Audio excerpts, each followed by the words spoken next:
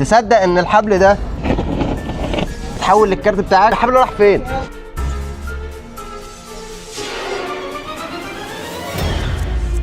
قلت لي اسمك طلال صح؟ صح. بص انا معايا علبتين، علبه كوتشينه احمر وكوتشينه ازرق. تختار ايه؟ اختار اي واحده تعجبك فيهم. احمر. الاحمر نلعب بيها؟ نعم. حلو قوي. خلاص نشيل الزرقاء دي، مش عايزينها.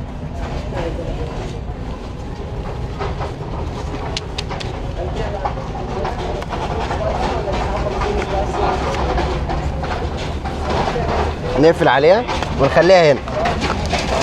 وادي الكوتشينه الاحمر برضه هوري لك ان هي كلها ارقام وصور مختلفه. صح كده؟ اهو كلها مختلفه. صح؟ حلو قوي. بص انا كمان هفنط الكوتشينه عشان ما اكونش عارف فيها اي حاجه. الخبطها كده، وممكن كمان الخبطها كده. بص يا طلال، عايزك تقول لي ستوب في اي مكان يعجبك. قول لي ستوب في اي مكان. ستوب. ماشي، خد الكارت ده احفظه ووريه للكاميرا من غير ما انا اعرفه. حلو. ممكن ترجعه في اي مكان يعجبك. اتاكدت من شكله والعلامه ووريته للكاميرا كويس؟ طبعا. تمام. بص انا هاخد الكوتشينه كلها واحطها جوه العلبه. الكارت بتاعك انا اعرفه؟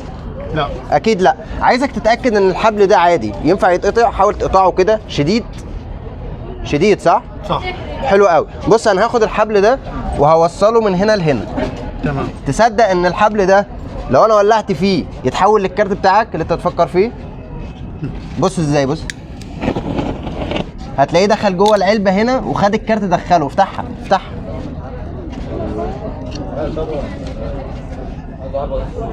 افرد الكوتشينه على ظهرها، كانت كلها زرقاء، هتلاقي في كارت احمر دخل جواها. على ظهرها على ظهرها.